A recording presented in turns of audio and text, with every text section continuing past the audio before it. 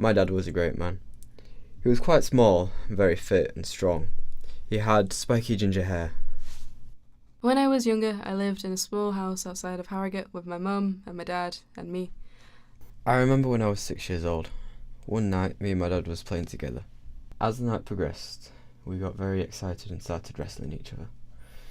We were having lots of fun until my dad fell asleep on the sofa, and then my mum had to take me to bed. I remember my dad was really tall. He had huge hands, he had black hair, big boots, I think. He used to shout a lot too.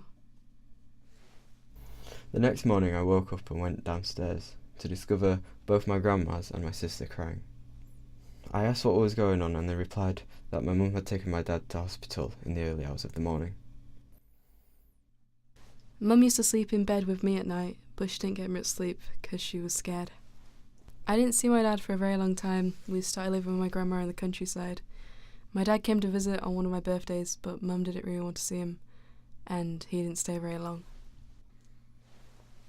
I remember my mum coming home looking heartbroken and telling us that we had to get in the car and go to hospital.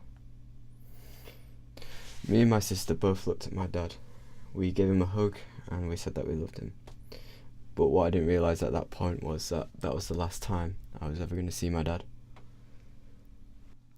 After my parents got a divorce, I started seeing my dad every other weekend in this church place, and we'd never be on our own. People would always watch us. I really didn't like going there. I rarely get to see my dad now. Last time I saw him, he was too sick to get out of bed. Later on that day, my mum finally came home, sat me down and told me that my dad had cancer and that he passed away.